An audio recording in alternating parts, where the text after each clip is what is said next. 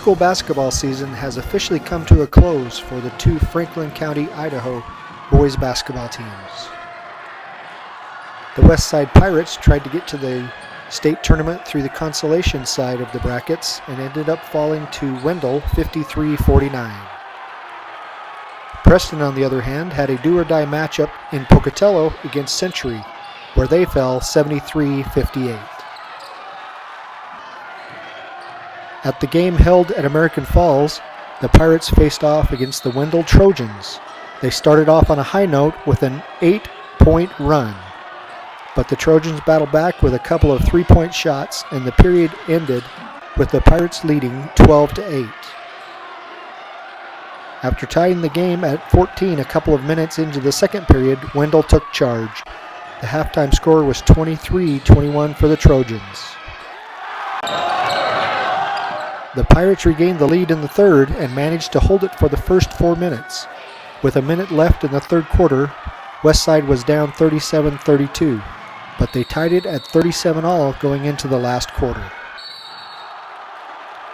The final 8 minutes of the game was a seesaw battle, but the Pirates couldn't capitalize on its opportunities at the end. Senior Jason Wade led the scoring for the Pirates with 12 points in his last high school game.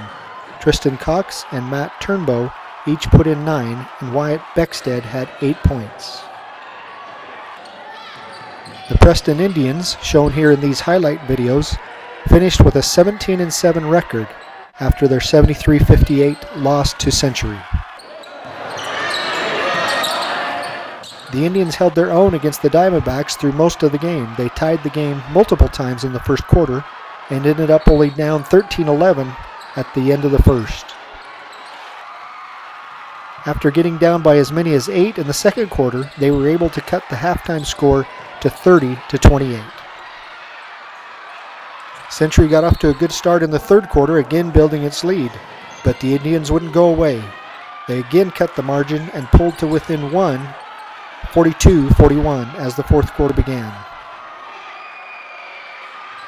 The Indians traded baskets with the Diamondbacks in the fourth quarter before the momentum shifted. 4 3-pointers, nearly perfect free throw shooting, and blocked shots by 6'10" Damon Leach put the Diamondbacks ahead for good. R.J. Harris led Preston with 18 points, while Austin Smaley pitched in 16.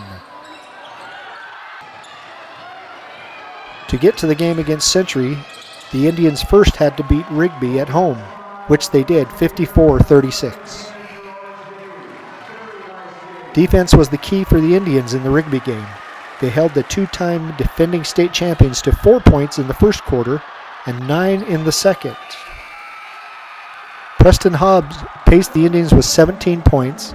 Kyle Lords added 13. Reporting for the Preston Citizen, a multimedia company, this is Greg Madsen.